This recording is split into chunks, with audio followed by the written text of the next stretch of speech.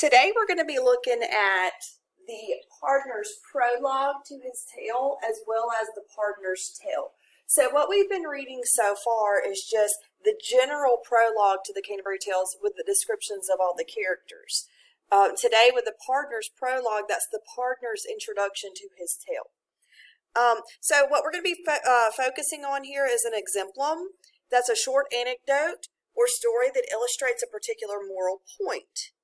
Developed in the late Middle Ages, this literary form was often used in sermons and other didactic literature. So, whenever we read the partner's tale, we're going to be paying attention to an exemplum, and we're going to be looking at the moral of the story, and we're going to be thinking about theme.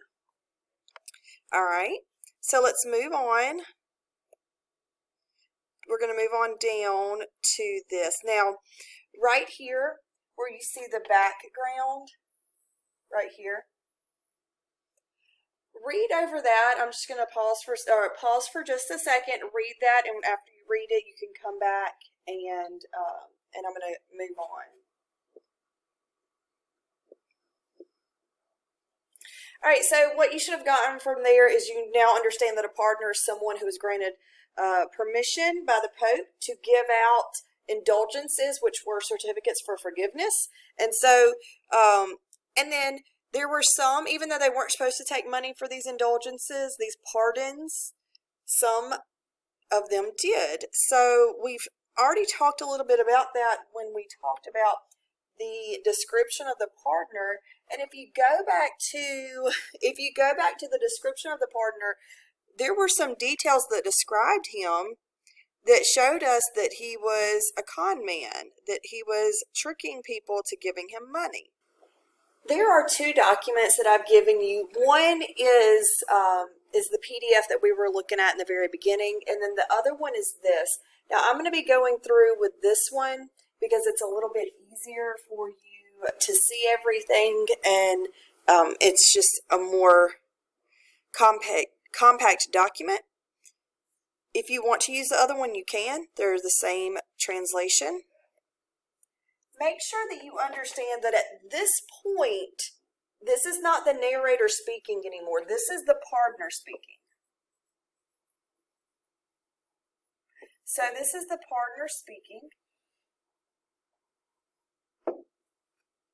So when he says, but let me briefly make my purpose plain, that's the partner talking about himself. He's saying, you know, so this is the partner saying, let me make my purpose plain.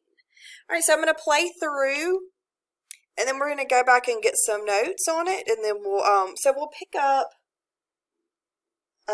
this first little bit, and then we'll continue on from there. But let me briefly make my purpose plain. I preach for nothing but for greed of gain, and use the same old text, as bold as brass, radix malorum est cupiditas. And thus I preach against the very vice I make my living out of, avarice. And yet, however guilty of that sin myself, with others I have power to win them from it. I can bring them to repent. But that is not my principal intent. Covetousness is both the root and staff of all I preach. That ought to be enough. Well, then I give examples thick and fast, from bygone times, old stories from the past. A yokel mind loves stories from of old, being the kind it can repeat and hold.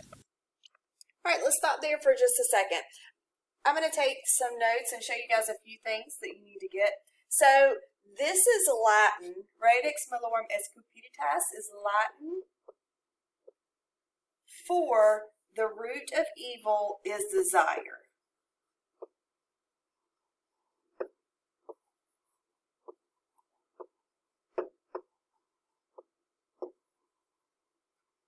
All right, so the root of evil is desire. So looking at that, he says that he uses the same old text that the root of evil is desire. So down a little bit further, he says he preaches against the very vice, but he makes his living out of avarice, and avarice is greed. So he makes his living out of greed. Then look at this part right here. I'm going to do it in red. So he says that he's guilty of that sin. So he says, and yet, however, guilty of that sin myself, with others I have the power to win them from it. But then he says that he can get them to repent, but that's not his principal intent. What do you think his principal intent? Like, what's his intent of preaching and telling stories that the root of evil is desire? We've already looked at the description of him. His intent is to get money. Right? So his intent is to get money. It's not to get people to repent. He doesn't really care if they truly repent. As long as they do repent and give him money, he doesn't care if they really mean it. All right, so we're going to pick back up this last little bit of his prologue before we start the tale.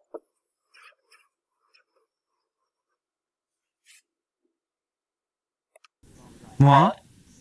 Do you think, as long as I can preach and get their silver for the things I teach, that I will live in poverty, from choice?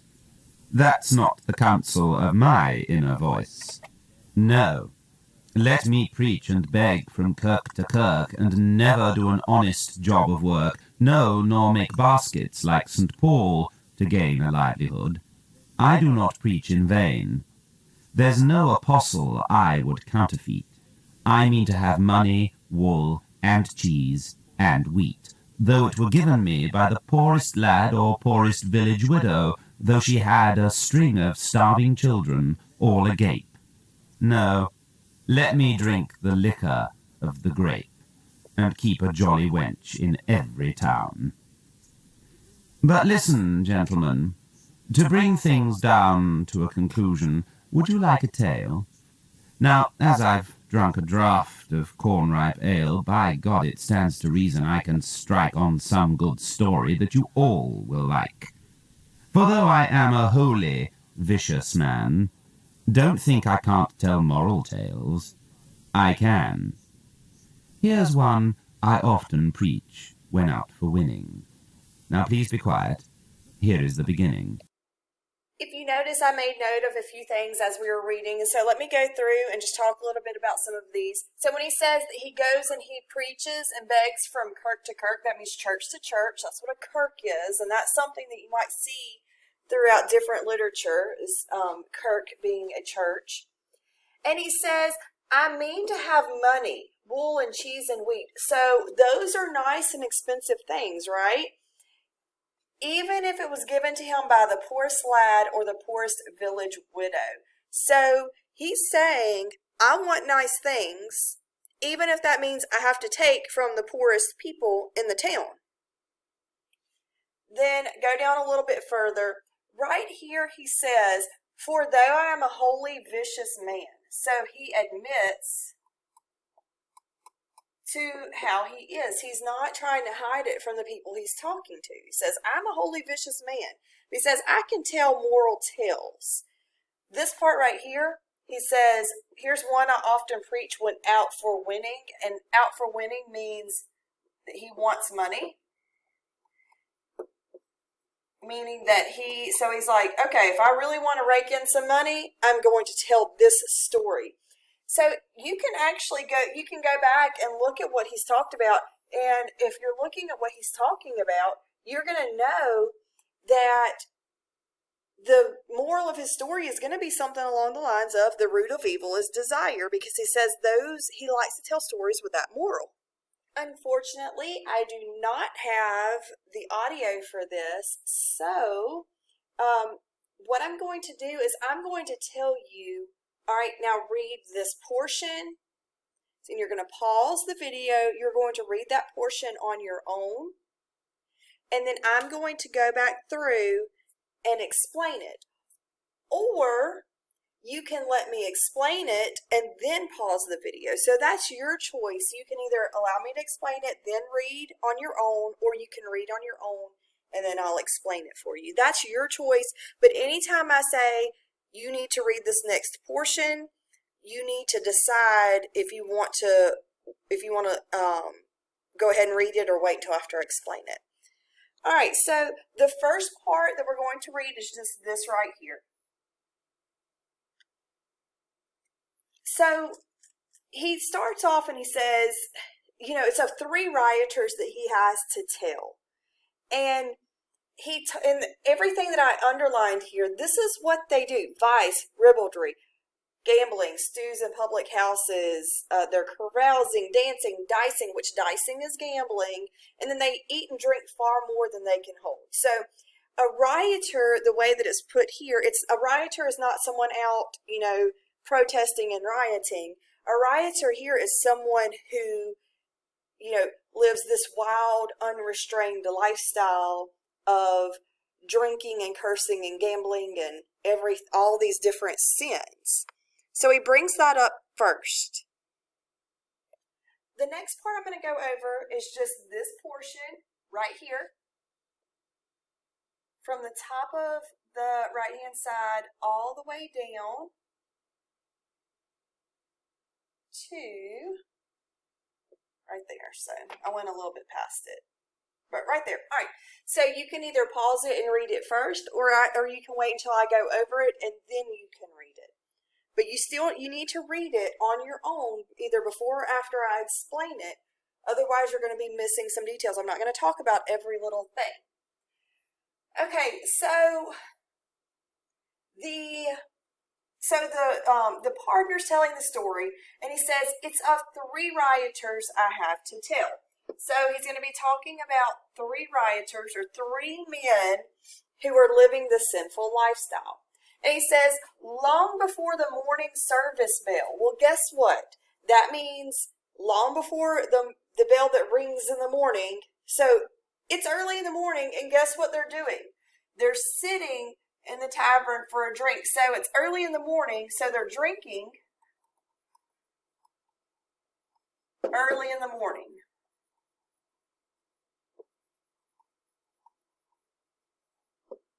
All right. And he says that there was a coffin going to the grave. So someone has died. Now, what do you know about the Middle Ages? We know that a lot of people died in the bubonic plague or the Black Death. So you have to know a little bit about that time period, and you have to know that a lot of people during this time period were dying from the bubonic plague or the Black Death. So these rioters tell the little tavern knave, and that's the serving boy. They say, hey, go and see who's in that coffin. And what he reveals to the rioters is that it's their friend.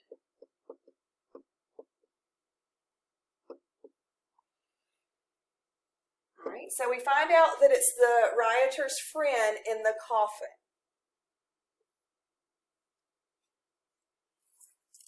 Okay, so if you haven't already, you need to stop and you need to read that portion. And once you read that portion, you can come back and I'm going to go over the next part.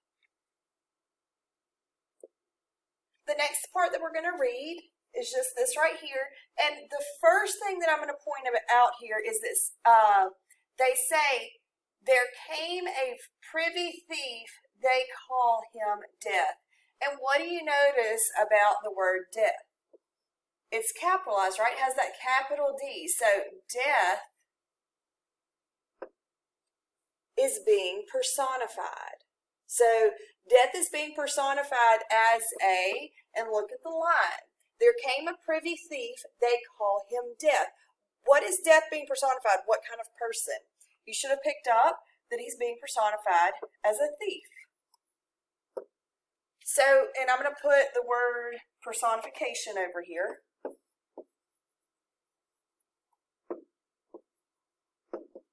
Kind of running out of room there. Okay, so you get the point. It's personification. Death is being personified as a thief, and then what is he stealing? What is Death stealing? He is a thief because he is stealing lives. All right, so death is being personified as a thief because he's going around and stealing lives. And we get the part about the plague. He says he's killed 1,000 in the present plague. All right. And then they just kind of go on this next little part. They just kind of talk about everyone who's been killed by death. All right, so go ahead and read that part if you haven't already, and then you can pick up with the next part. You have to make sure that you're getting the fact that death is personified. And I'm going to put it up here again. Death equals a thief, right? Because death is being personified. So this next part, this is the part where the rioter says, see where it says the rioter said, and he's going to go on, and he's mad at death. Remember, death is being personified. And he says, the three of us together now, hold up your hands like me, and we'll be brothers in this affair. And we will kill this traitor death, I say. So, if you're not reading it as personification,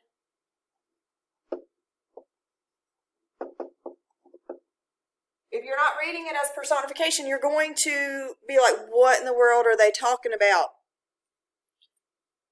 So, death is being personified as a thief. So, they're going to go out and they're going to kill death.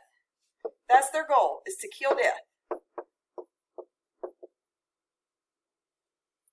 Which it sounds crazy, but hey, they've been drinking. They might be a little off the rocker there.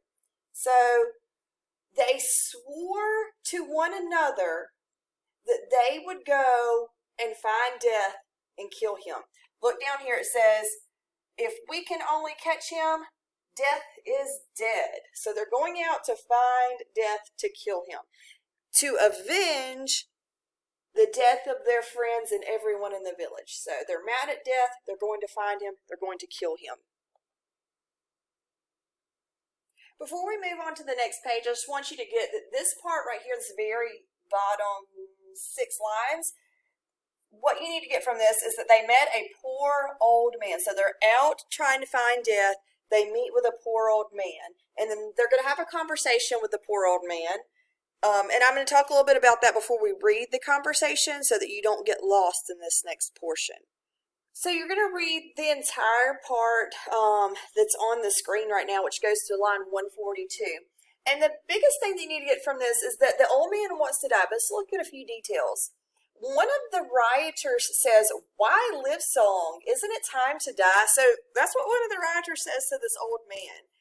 And then down here, the old man, at this point right here, he starts personifying when he says, Mother, open to me soon. And so what is he talking about? He's talking about the earth. He's like, open to me soon, Mother. Look at me, Mother. Won't you let me in? So he wants to die, and that's what we're getting from that part right there. So what you're getting from this is they're just talking to the old man, and he brings up death. And that's the biggest part that you need to get from this point, because the rioters are going to bring that back to him in just a second. This next part is where the rioter says, the gambler says, you don't get off so easy. I heard you mention a moment, a certain traitor, death. So the gambler is saying, you mentioned the traitor death, and I bet you're his spy. And then we get it right there. He says, I bet you're his spy. And they say, tell us where he is or you're going to pay for it. So this part right here, from here down to here, the old man tells them where to find death.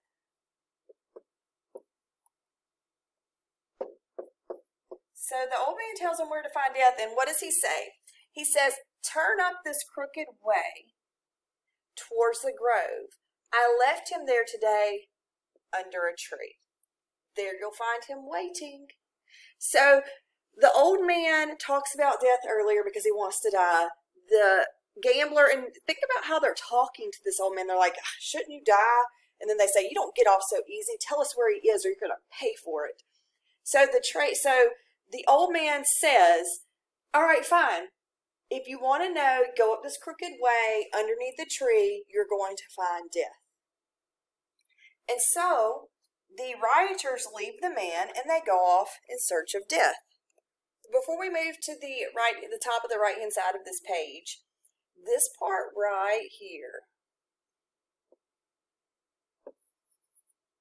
the rioters go off and they're searching for death. But guess what? They go up the crooked way underneath the tree. They reached the tree. And guess what they found? They found a pile of gold florins on the ground. So they found gold.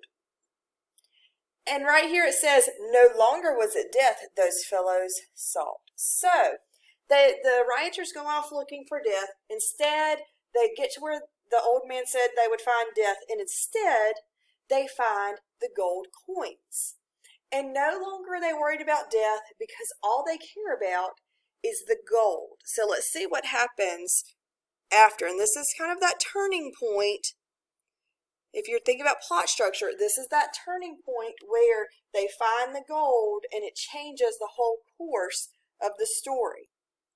So the next part that we're going to read is most of this right-hand side that you see on your screen now. So we're going to read that right there. So they find the gold coins and they start talking about how they're going to get it back. And they decide that they're going to wait until nightfall. And the reason for that is because he says that people would call them robbers if they went into town with all this gold. So they're going to wait, and they're going to keep it out of sight. They're going to go back by night. So they're going to wait till nightfall, so that people don't think that they're robbers. So they're going to wait. Now remember that it was long before the church bell rang, so we know it was early in the morning. And what they're going to do is they're going to send one person, one of them is going to go to town to get bread and wine. So only one of them, and then the other two are going to stay with the gold. And so they gathered lots, they held them in their hand, and the youngest one drew the shortest one. And because he did, he's going to go to town while the other two wait with the gold. So the next part is right here from line 200 to 226. And this is when the youngest one has gone to town and it's just the other two rioters here. And after he leaves, they start plotting. And one of them, it says the wickedest one, says, what if we could share it, just the two of us? Because what's starting to happen? He's starting to get greedy, right? So that greed is starting to get to him. Instead of just being happy that they have the gold for the three of them, he wants it to just be the two. And whenever the other one says, well, he already knows, so what are we going to do? He says, for I can tell you in a word or so what's to be done. All right, and then he says right here, two are twice as powerful as one. When he comes back, get up for fun to have a wrestle, and then as you attack, I'll up and put my dagger through his back. So they're going to kill the youngest because of why? Why are they going to kill the youngest one? Because of greed. And I also want to talk about this. He says that he's going to put his dagger through his back. Literally, let's think about it this way. Literally, he's going to kill him. But also, so it can mean kill, but also what does it mean to stab someone in the back? It means betray, right? So it kind of has that double meaning of you're going to kill him, but they are also betraying him. So that's the plan. The two rioters, when the youngest gets back, they're going to start wrestling, and then they're going to kill him so that they can split it between just the two of them. These 4 lines that I have bracketed at the top left, that's just talking still about the rioters who are at the tree. And it just says they agreed to slay the third and youngest, as you heard me say. So where I started at 231 down to 254, this is about the youngest one. So the youngest, all right, so this is the youngest one. And let's look at what he's planning to do. It said that he was running towards town. And guess what? He wants to have the treasure to himself alone. He's like, oh, I would be so happy. So it says the fiend, our common enemy, put it into his thought. There was always poison to be bought. All right, so he goes to the apothecary. All right, if you don't know what an apothecary is, it's a chemist. So what is he doing? He's going to poison the other two. That's the youngest plan. So he goes to an apothecary and he says, sell me some poison if you will. I have a lot of rats I want to kill. Now, remember what we said earlier whenever we read the description of the partner? We talked about rats, right? Let's see, what did we say about rats? We talked about they were dirty, sneaky, untrustworthy was another one that we said. So he's telling the apothecary, I have rats that I want to kill. Well, I mean, he doesn't really have literal rats that he wants to kill, but if you think about it, the men that he wants to kill, they're pretty dirty and sneaky, so they're a bunch of rats, right? All right, so the youngest goes to the apothecary, says, I have rats I want to kill. I need you to give me some poison. So we're seeing that the youngest is plotting on his own, and he's planning to kill the other two. On this part right here, the chemist responds, and he says, I have a preparation, and if any living creature drinks from it, within a few minutes, where they could walk less than half a mile, they would fall. So, the cursed fellow grabbed into his hand a box of poison, and away he ran. And what does he do? He poured the poison into 2 bottles and kept the third one clean for himself. So, what is the youngest is going to poison the other 2. So he's going to poison the other 2. I'm actually going to write that out so you won't get confused. All right, so he's going to poison the other 2, and the other 2 plan to stab him in the back and kill him. So he's going back to the others. And this is what the partner says. So the partner says this right here. He says, why make a sermon of it? Why waste breath? And exactly in the way they planned his death. So what happens in the end? They fell on him and slew him 2-1. But then guess what they did?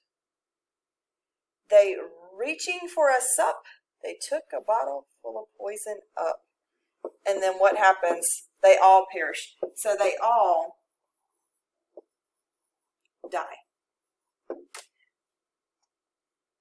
So the partner tells this story about how these rioters are living a life of sin. They go out to find death, and whenever they're looking for death, instead they find gold. It makes them greedy. They start plotting, and in the end they all die. So it goes into his moral that the root of evil is desire, and not just, he goes a step further, it's not just that the root of evil is desire, it's also that if you let that desire, get to you, then you're going to pay for it. Bad things are going to happen. And so this whole part that we get over here that you can read is he really just says Oh, and by the way, because he finishes his story about this, he says, I have some relics in my belt, pardons too. So, what is he going to do? He is basically saying, by the way, it would be really bad if something happened to you. And he even says that you can renew it every town or so, always provided that you still renew each time. So, and what does he mean by renew each time? He means give me some more money. And he goes on and he says, oh, what if you have an accident? Your horse could throw you down and break your neck. So he's trying to sell pardon. So the story is over. And what is he trying to do when the story's over? He's trying to sell pardons. And this really goes on to show you that what the partner does is he goes from town to town and he tells stories like this. He plays on people's fear that, oh my gosh, I'm greedy. I really need to repent. I need to get my pardon. And so then what happens after that is they confess their sin, they repent, and they get their pardon from the partner. They get that indulgence from him, and he takes their money and he uses it for himself. So the partner is preaching against greed so that he can get more money. So he's greedy, he's a hypocrite, and he's a hypocrite to a certain extent whenever he's trying to trick people, but he really is very open with the people he's traveling with. So anyways, what you're going to do now is go to your notebook. You have the story map and the irony graphic organizer. I do believe you have those two things in your notebook. So go ahead and go to your notebook and work on those things, and it will help you on your writing assignment.